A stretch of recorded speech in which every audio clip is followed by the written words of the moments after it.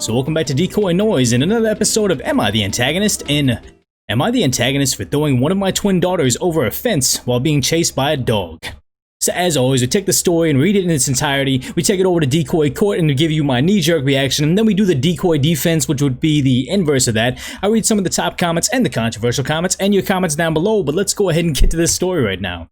So OP wrote, "My husband was having headaches, so I decided to go to the pharmacy to get him some medication, and I took my daughters with me. I don't think it was that late, but it was pretty dark out. We could have took the car, but the pharmacy is only a couple of blocks away from our house, and the twins wanted to walk. Besides, our neighborhood is pretty peaceful, and I thought it would be good exercise. While we were walking, a dog started barking and lunging at us. We didn't pay too much because it was... We didn't pay any mind to it because it was on a chain. We went to the pharmacy, got the medicine, and on our way back we passed the dog again. Again, it started barking and lunging at us, but this time the chain snapped. I saw a black mass moving fast forwards to us in my peripheral, and I just picked up my daughters and ran. My daughters are both 5, that's like 40 pounds each, but the adrenaline strength is real. I used to run track in high school and college, but it was nowhere near as fast as I was running in that moment with 2 kids and a plastic bag full of medication. However, the dog was right behind me, and my daughter on the left was slipping, and I didn't want her to fall and get eaten/bit by the dog. We were passing a house with a fence, and I just kind of tossed her over the fence into the lawn and kept running with my other daughter. A guy just parked his car and got out, and I started running to him, screaming, 'Help!' He chased the dog away and walked with me while I went back to get my daughter. She was unhurt, but she was crying, and saying I left her and why couldn't I have thrown the other sister instead. We got home and my husband asked what took us so long. I tell him we got chased by a dog, and before I could tell the whole story, my daughter blabs, 'Mommy threw me over the fence,' and runs to him and starts crying.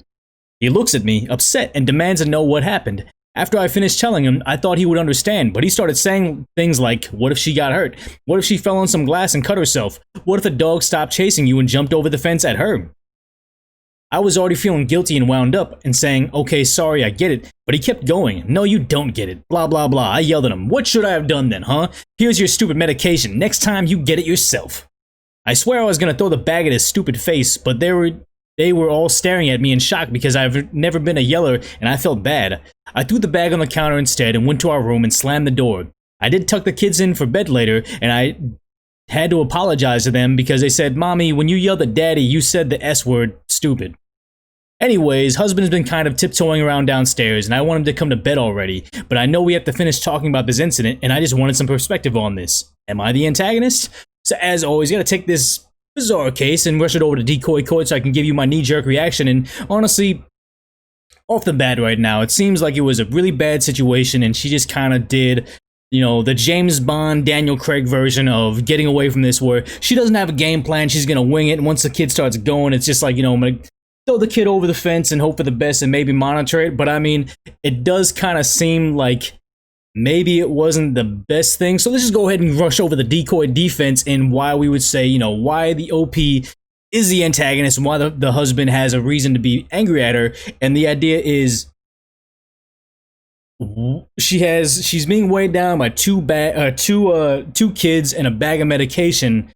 Why is the first inclination to throw the kid instead of the bag of medication? And you know, maybe this is double down bad. Like we never really specify in this story where the dog is. Is the dog on the other side of the fence, and once the kid starts slipping, she just throws the baby towards the dog and says, "No, take the baby, not me. I got a backup right here anyway." She's just a genetic replica. We're still good. But I mean, okay, so that would be the decoy defense and like the path of absurdity.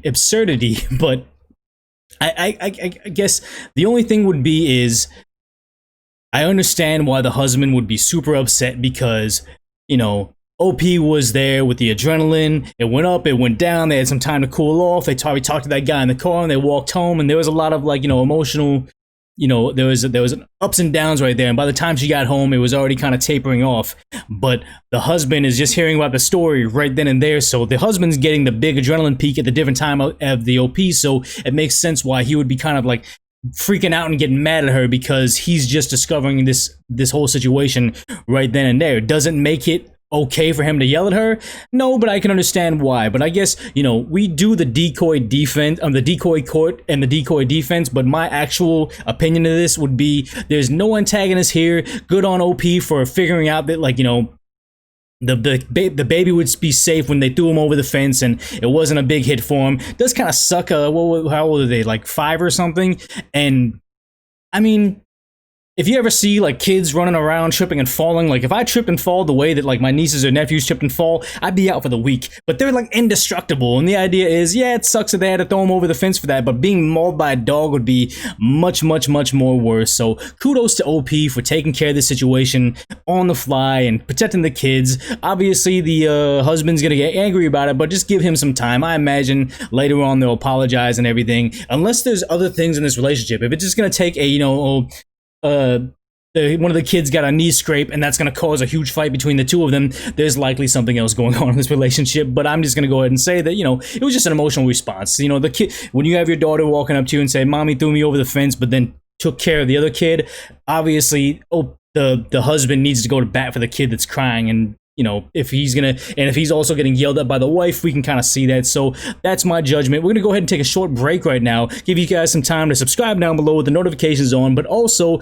give me your feedback on this. Did OP make the right call, the wrong call? I want your opinion right now before we read the top comments, because sometimes it does sway our opinion on things. So the top comment right now was, "Your instincts kicked in. Better her with a broken arm than mauled by a dog and traumatized. Husband wasn't there, so he had no say." And here's the thing is, he was there, he's having his knee-jerk reaction. I'm sure if in the moment, they had triplets and the husband's holding like the bag of medication and one kid, and she's holding the 2 kids and tosses one kid over the fence, they're probably all still running, and then he's gonna yell at her at the moment. But I mean, it's just they're facing this situation at different times, so I kind of see why they're having different levels of anger at different times. But the next reply was, "At least OP did it with the idea of protection, keeping her child in her head. Child slipping plus fence equals safe beyond barrier. Unlike the mom who left the child behind in the middle of the road with a car hydroplaning towards him." I think I did read a little bit of that story, but it was not as interesting to me.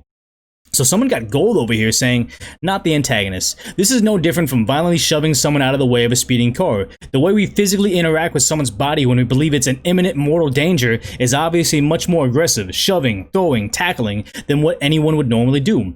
You made the split-second decision to throw your daughter into the safety of an enclosed space rather than risk her, or all 3 of you, being mauled due to slowing down. Yes, it was a risk, but the harm reduction, it was a reasonable risk. I understand your husband probably freaked out. It was unreasonable for him to suggest that weighing the relative risk of a snarling dog thundering towards us and possibility of glass on the other side of a fenced yard is all that easy or clear cut. You did not have time to run through all the what ifs, and it's silly to expect anyone to do so in an emergency. Standing there dilly-dallying about all the possible outcomes could have gotten your children bitten. Saying no, you don't get it is domineering and patronizing. He's the one that wasn't there. He should have to have the trust and humility to consider that he might not be the one who gets it, and the full story from his partner instead of a 5-year-old. It is a bit concerning that his first reaction was to lecture you instead of, ask what happened and if you're okay.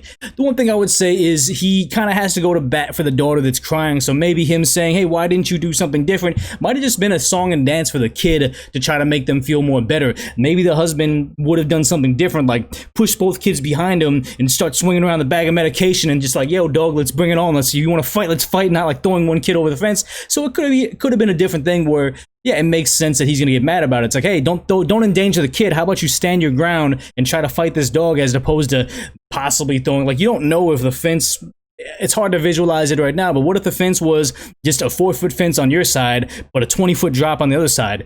Yeah, it's a residential, so it's unlikely, but just one of those things where he's probably thinking all of the worst possible outcomes for the situation. Another thing they say, they don't clarify what kind of dog. Like what is scary to me would be a giant Doberman or a really muscular pit bull, but some people are afraid of even things like little dachshunds or like a Labrador or whatever. Maybe the dog was just running up to play and she just is already afraid of dogs, so she's like, just throwing a baby over a fence is much more scary than them interacting with a playful Labrador Retriever puppy, So hard to say, but that was the top comments. Let's go ahead and go over to some controversial comments to see what's going on here.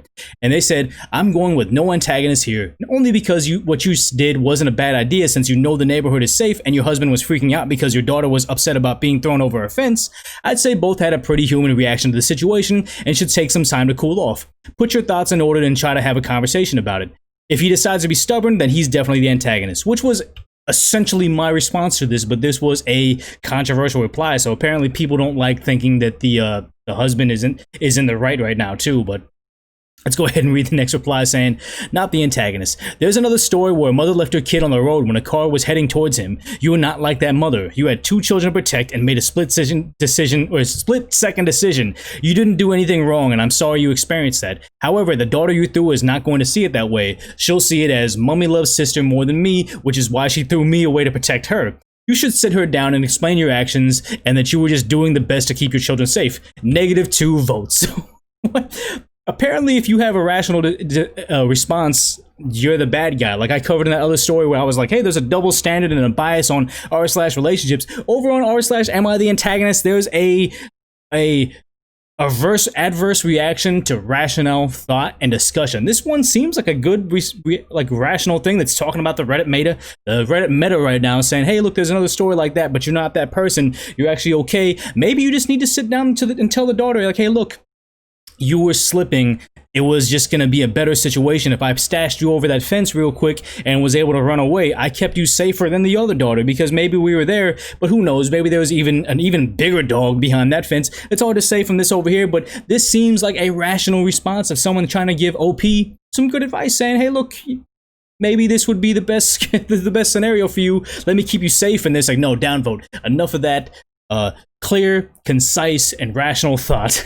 None of that here. This is r/am I the antagonist, not r/useful advice and input. But as always, if you made it this far in the video, I want to say I appreciate you hanging out with me and watching the entire video. I think we have a good time. We're going to have a more relaxed time now that everything else in the world is going so insane. I want you guys to have a nice place on DecoyNoise to hang out, listen to some fun stories, and judge some strangers online with me. So if you like that idea, make sure you share this video or this entire channel with somebody you know and that might like it. But anything else, just make sure you're putting this on autoplay and watch the next episode of DecoyNoise coming up next.